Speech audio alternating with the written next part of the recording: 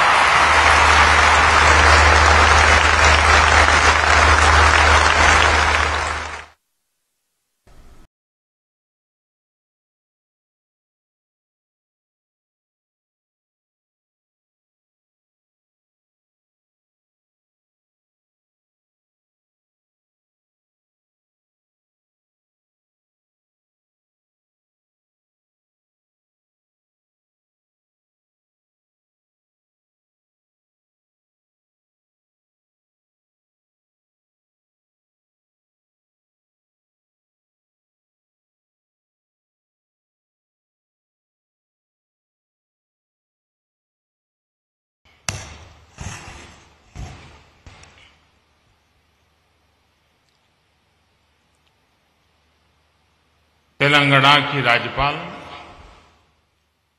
Doctor Tamilisai Soundararajan जी, केंद्रीय मंत्रिपरिषद के मेरे सहयोगी नरेंद्र सिंह जी तोमर, श्री जी कृष्ण रेड्डी जी, ICRISAT की डायरेक्टर जनरल और ऑनलाइन माध्यम से देश विदेश से, खासकर अफ्रीकी देशों से जुड़े महानुभाव, यहां उपस्थित देवियों और सज्जनों, आज वसंत पंचमी का पावन पर्व है। आज हम ज्ञान की देवी मां सरस्वती की पूजा करते हैं। आप सभी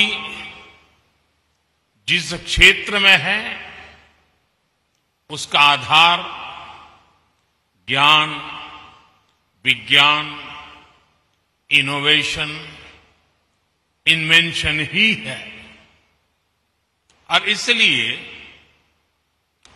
वसंत पंचमी के दिन इस आयोजन का एक विशेष महत्व हो जाए।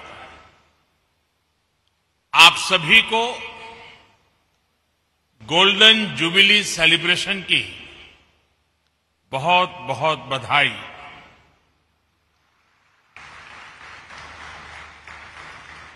साथियों, 50 साल एक बहुत बड़ा समय होता है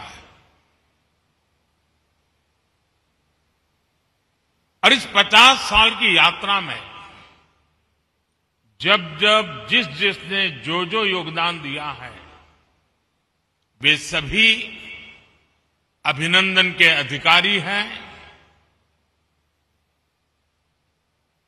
इस कार्य को आगे बढ़ाने के लिए जिन जिन लोगों ने प्रयास किया है, मैं उनका भी आज अभिनंदन करता हूं।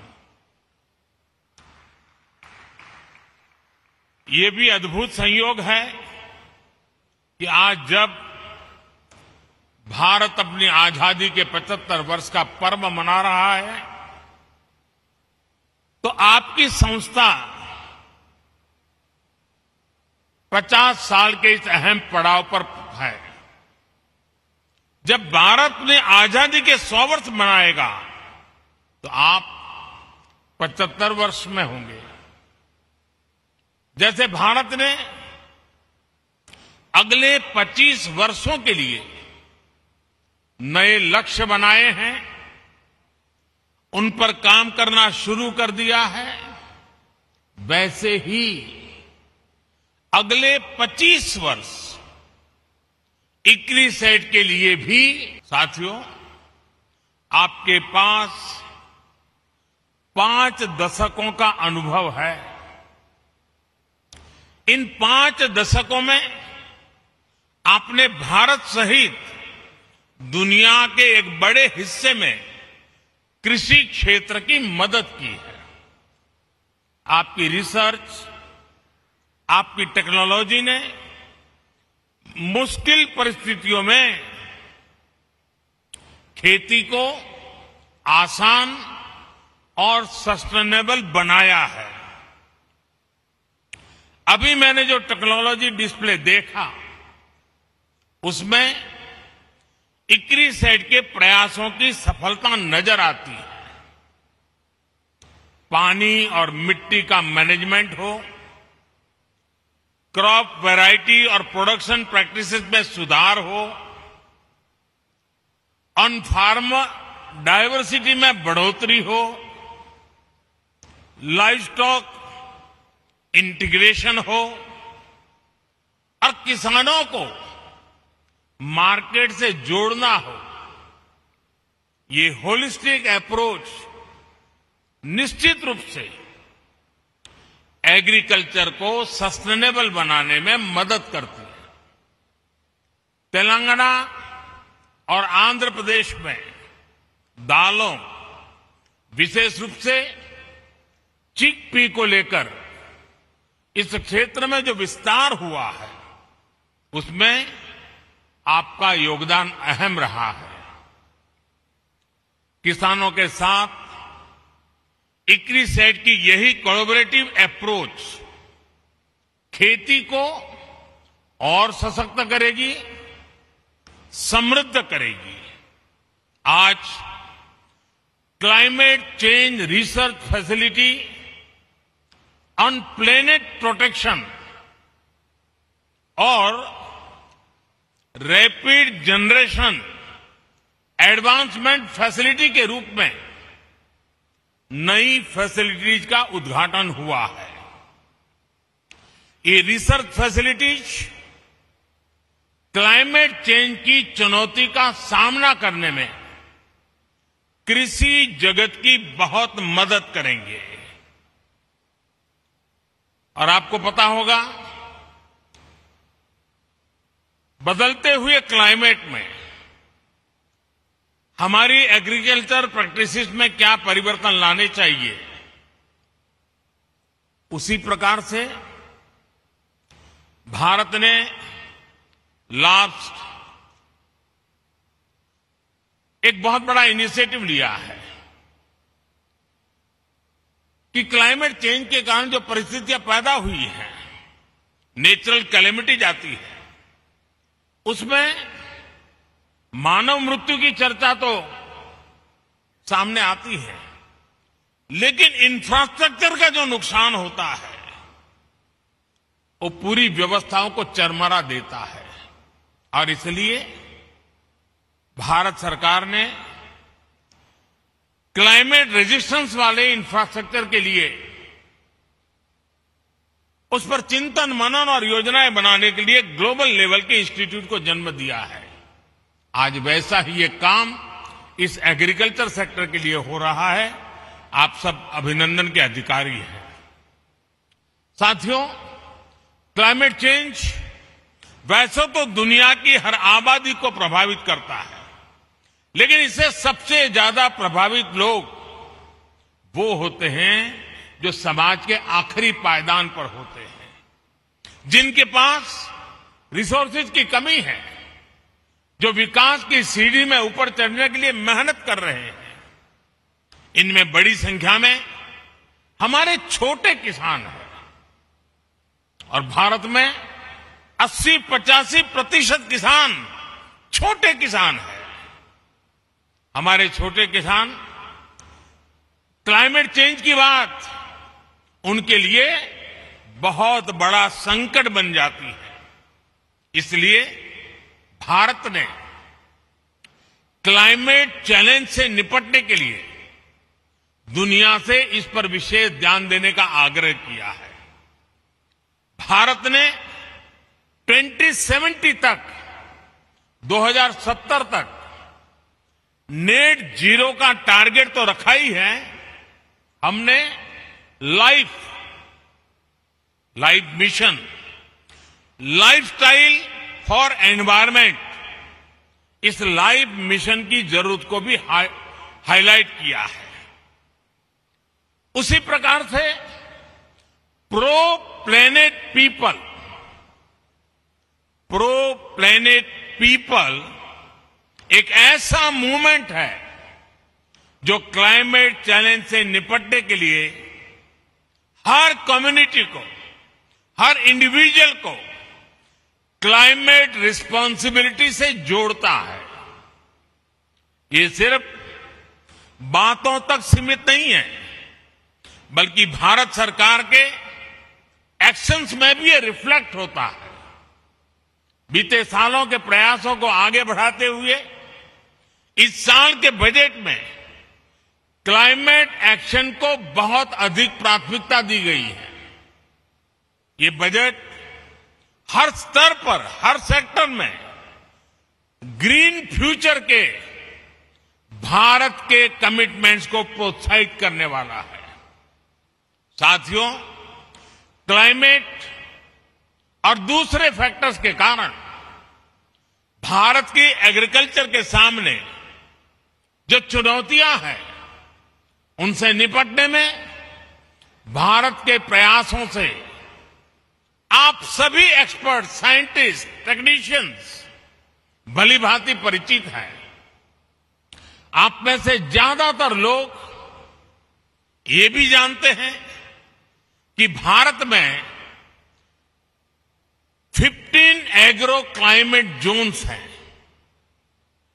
हमारे यहां वसंत, ग्रीष्म, वर्षा, शरद, हेमंत और शिशिर, ये 6 ऋतुएं भी होती हैं। यानी हमारे पास एग्रीकल्चर से जुड़ा बहुत विविधता भरा और बहुत प्राचीन अनुभव है। इस अनुभव का लाभ विश्व के अन्य देशों को भी मिले, इसके लिए इक्रिसेट जैसे संस्थाओं को भी अपने प्रयास बढ़ाने होंगे। आज हम देश के करीब 170 डिस्ट्रिक्ट्स में ड्राउट प्रूफिंग के समाधान दे रहे हैं। क्लाइमेट चैलेंज से अपने किसानों को बचाने के लिए हमारा फोकस बैक टू बेसिक और मार्च टू फ्यूचर दोनों के फ्यूजन पर है। हमारा फोकस देश के उन 80% से अधिक छोटे किसानों पर है जिनको हमारी सबसे अधिक जरूरत है। इस बजट में भी आपने नोट किया होगा कि नेचुरल फार्मिंग और डिजिटल एग्रीकल्चर पर अभूतपूर्व बल दिया गया है। एक तरफ हम मिलेट्स, मोटे अनाज का दायरा बढ़ाने पर फोकस कर रहे हैं, केमिकल फ्री खेती पर बल दे रहे हैं, तो वहीं दूसरी तरफ सोलर पंप से लेकर किसान ड्रोन्स तक की खेती में आधुनिक टेक्नोलॉजी को प्रोत्साहित कर रहे हैं। आजादी के अमृतकाल यानी आने वाले 25 वर्ष के लिए एग्रीकल्चर ग्रोथ के लिए हमारे विजन का ये बहुत अहम हिस्सा है। साथियों, बदलते हुए भारत का एक महत्वपूर्ण पक्ष है डिजिटल एग्रीकल्चर। ये हमारा फ्यूचर है और इसमें भारत के टैलेंटेड युवा बहुत बेहतरीन काम कर सकते हैं।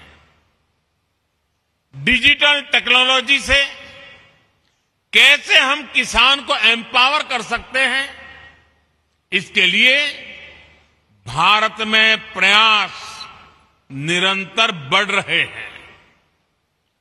क्रॉप असेसमेंट हो, लैंड रिकॉर्ड्स का डिजिटाइजेशन हो, ड्रोन के माध्यम से इंसेक्टिसाइड्स और न्यूट्रिएंट्स की स्प्रेइंग हो, ऐसी अनेक सर्विसेज में टेक्नोलॉजी का उपयोग, आर्टिफिशियल इंटेलिजेंस का उपयोग बढ़ाया जा रहा है। किसानों को सस्ती और हाई टेक सर्विस देने के लिए एग्रीकल्चर रिसर्च से जुड़े इकोसिस्टम्स और प्राइवेट एग्रीटेक प्लेयर्स के साथ मिलकर के काम हो रहा है। सिंचाई के अभाव वाले इलाकों में किसानों को बेहतर बीज, ज्यादा पैदावार, पानी के मैनेजमेंट को लेकर आईसीएआर और इक्रिसेट की पार्टनरशिप सफल रही है। इस सक्सेस को डिजिटल एग्रीकल्चर में भी विस्तार दिया जा सकता है। साथियों, आजादी के अमृत काल में हम हायर एग्रीकल्चर ग्रोथ पर फोकस के साथ ही इंक्लूसिव ग्रोथ को भी प्राथमिकता दे रहे हैं। आप सब जानते हैं कि कृषि के क्षेत्र में महिलाओं का योगदान बहुत अहम है। उन्हें सब प्रकार की मदद देने के लिए स्वयं सहायता समूहों के माध्यम से भी प्रयास किया जा रहा है। खेती में देश की एक बहुत बड़ी आबादी को गरीबी से बाहर निकालकर बेहतर लाइफस्टाइल की तरफ ले जाने का पोटेंशियल है। ये अमृतकाल कठिन भौगोलिक परिस्थितियों में खेती करने वाले किसानों को कठिनाइयों से बाहर निकालने के नए माध्यम भी मुहैया कराएगा। हमने देखा है, सिंचाई के अभाव में देश का एक बहुत बड़ा हिस्सा ग्रीन रेवोल्यूशन का हिस्सा नहीं बन पाया था। अब हम दोहरी रणनीति पर काम कर रहे हैं। एक तरफ हम वाटर कंजर्वेशन के माध्यम से नदियों को जोड़कर एक बड़े क्षेत्र को इरिगेशन के दायरे में ला रहे हैं। और अभी जब मैं प्रारंभ में यहां के सारे अचीवमेंट्स को देख रहा था, तो उसमें बुंदेलखंड में किस प्रकार से पानी के प्रबंधन को और पर ड्रॉप मोर क्रॉप के मिशन को सफल करने के लिए कैसे सफलता पाई है, उसका विस्तार से वर्णन मेरे सामने साइंटिस्ट कर रहे थे। वहीं दूसरी तरफ हम कम सिंचित क्षेत्रों में वाटर यूज एफिशिएंसी बढ़ाने के लिए माइक्रो इरिगेशन पर जोर दे रहे हैं। जिन फसलों को पानी की जरूरत कम होती है और जो पानी की कमी से प्रभावित नहीं होती, उन्हें भी आधुनिक वैरायटी के विकास से प्रोत्साहन दिया जा रहा है। खाने के तेल में आत्मनिर्भरता के लिए जो नेशनल मिशन हमने शुरू किया है, वो भी हमारी नई अप्रोच को दिखाता है। आने वाले 5 सालों में हमारा लक्ष्य पाम ऑयल एरिया में 6.5 लाख हेक्टेयर की वृद्धि करने का है।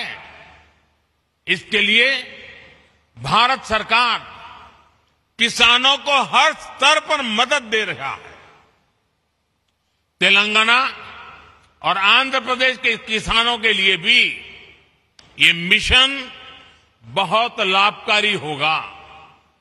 मुझे बताया गया है कि तेलंगाना के किसानों ने पाम ऑयल की प्लांटेशन से जुड़े बड़े लक्ष्य रखे हैं। उनको सपोर्ट करने के लिए केंद्र सरकार हर संभव सहायता देगी। साथियों, पिछले कुछ वर्षों में भारत में पोस्ट हार्वेस्ट इंफ्रास्ट्रक्चर को भी मजबूत किया गया है। हाल के वर्षों में 35 मिलियन टन की कोल्ड चेन स्टोरेज कैपेसिटी तैयार की गई है। सरकार ने जो 1 लाख करोड़ रुपए का एग्रीकल्चर इंफ्रास्ट्रक्चर फंड बनाया है, उसकी वजह से भी पोस्ट हार्वेस्ट इंफ्रास्ट्रक्चर का तेजी से विकास हुआ है। आज भारत में हम एफपीओस और एग्रीकल्चर वैल्यू चेन के निर्माण पर भी बहुत फोकस कर रहे हैं। देश के छोटे किसानों को हजारों एफपीओस में संगठित करके हम उन्हें एक जागरूक और बड़ी मार्केट फोर्स बनाना चाहते हैं। साथियों, भारत के सेमी एरिड क्षेत्रों में काम करने का इक्रिसेट के पास एक रिच एक्सपीरियंस है। इसलिए सेमी एरिड क्षेत्रों के लिए हमें मिलकर किसानों को जोड़कर सस्टेनेबल और डाइवर्सिफाइड प्रोडक्शन सिस्टम का निर्माण करना होगा। अपने अनुभवों को ईस्ट और साउथ अफ्रीका के देशों के साथ शेयर करने के लिए एक्सचेंज प्रोग्राम भी शुरू किया जा सकता है। हमारा लक्ष्य सिर्फ अनाज का प्रोडक्शन बढ़ाना ही नहीं है। आज भारत के पास सरप्लस फूड ग्रेन है, जिसके दम पर हम दुनिया का इतना बड़ा फूड सिक्योरिटी प्रोग्राम चला रहे हैं। अब हम फूड सिक्योरिटी के साथ साथ न्यूट्रिशन सिक्योरिटी पर फोकस कर रहे हैं। इसी विजन के साथ बीते 7 सालों में हमने अनेक बायो फोर्टिफाइड वेराइटीज का विकास किया है। अब अपनी खेती को डाइवर्सिफाइड करने के लिए अपने सूखा प्रभावित क्षेत्रों में अधिक उत्पादन के लिए बीमारियों और कीटों से अधिक सुरक्षा देने वाली रिजिलिएंट वैरायटीज पर हमें ज्यादा से ज्यादा काम करना है। साथियों, इक्रिसेट, आईसीएआर और एग्रीकल्चर यूनिवर्सिटी के साथ मिलकर एक और इनिशिएटिव पर काम कर सकता है। ये क्षेत्र है बायोफ्यूल का। आप तो स्वीट सोरगम उस पर काम करते रहे हैं। आप ऐसे बीज तैयार कर सकते हैं जिससे सूखा प्रभावित किसान या कम जमीन वाले किसान अधिक बायोफ्यूल देने वाली फसलें उगा सके। बीजों की प्रभावी डिलीवरी कैसे हो, उनके प्रति विश्वास कैसे पैदा हो, इसको लेकर भी मिलकर हम सबको साथ मिलकर के काम करने की जरूरत है। साथियों, मेरा विश्वास है कि आप जैसे इनोवेटिव माइंड्स की मदद से, पीपल्स पार्टिसिपेशन से और सोसाइटी के कमिटमेंट से हम एग्रीकल्चर से जुड़ी तमाम चुनौतियों पर विजय प्राप्त कर पाएंगे। भारत और दुनिया के किसानों का जीवन बेहतर बनाने में आप ज्यादा समर्थ हो, बेहतर से बेहतर टेक्नोलॉजिकल सॉल्यूशन देते रहें। इसी कामना के साथ एक बार फिर इक्रिसेट को इस महत्वपूर्ण पड़ाव पर उनके भव्य भूतकाल का अभिनंदन करते हुए उज्जवल भविष्य की कामना करते हुए देश के किसानों की आन बान शान के रूप में आपका ये पुरुषार्थ काम आए, इसीलिए मेरी बहुत बहुत शुभकामनाएं, बहुत बहुत बधाई, धन्यवाद।